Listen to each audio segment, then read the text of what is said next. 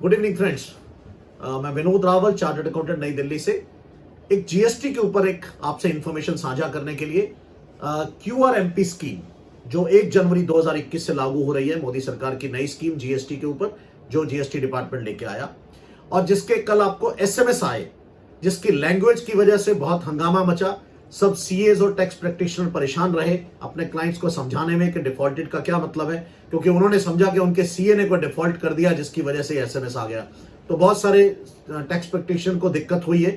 Anyway, मैं उसी को एक्सप्लेन करने के लिए आपके बीच आगे बढ़े इससे पहले एक रिक्वेस्ट, हमारे चैनल को आप लाइक, सब्सक्राइब एंड शेयर कीजिए जिससे ज्यादा से ज्यादा लोगों के पास पहुंचे। अपने दोस्तों को दीजिए, उनको मालूम पड़े टैक्सेशन लॉज में क्या क्या नए अपडेट्स आ रहे हैं, टाइम से मिलते रहे। चलिए आगे बढ़ते हैं। सबसे पहले क्यूआरएमपी स्कीम, जिसके एसएमएस आप लोगों को मिले, वो क्यों आए एसएमएस? क्योंकि ये जीएसटी डिपार्टमेंट ने एक नई स्कीम दी थी 1 जनवरी 2021 से। किन लोगों के लिए? जिनकी टर्नओवर 5 करोड़ से कम है। फ्रेंड्स ध्यान रखिएगा, 5 करोड़ से ऊपर वाले इस स्कीम में कवर्ड नहीं है। यह स्कीम है क्वार्टरली रिटर्न मंथली पेमेंट।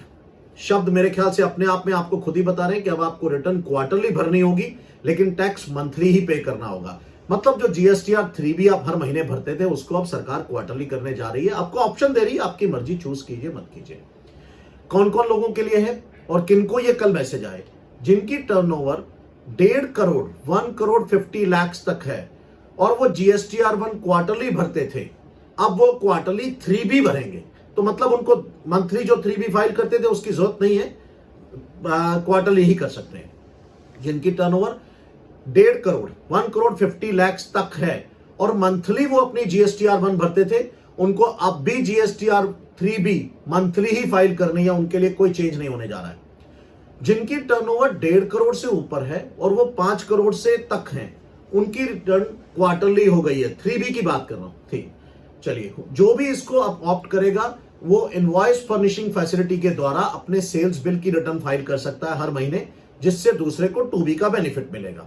पहले 2 महीने तक आप इनवॉइसेस अपलोड करेंगे, तीसरे महीने में जीएसटीआर 1 फाइल करेंगे।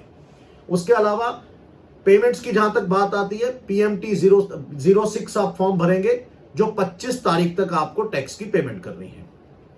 आपको जो इनवॉइस भरने हैं वो 13 तारीख तक भरने हैं, जबकि टैक्स 25 तारीख तक देना है।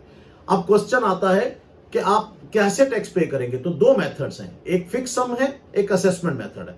फिक्स सम में आप 35% ऑफ प्रीवियस क्वार्टर का आप पे करके फिक्स सम में रह सकते हैं, लेकिन अगर आप 3B मंथली फाइल कर रहे हैं तो आपको जो पिछले महीने आपने 100% आपने टैक्स पे किया था, उसका 100% ही 3B में देना पड़ेगा। इसी तरह से 2 सिनेरियोस के अंदर हैं। आपकी जो डेट्स है फाइल करने की, जीएसटीआर 1 इसकी 1 की 3B की, वो 22 और 24 तारीख, 2 डेट्स के अंदर आप ये फाइल कर सकते हैं अपनी 3B की पेमेंट, वो आप पे कर सकते हैं इसको।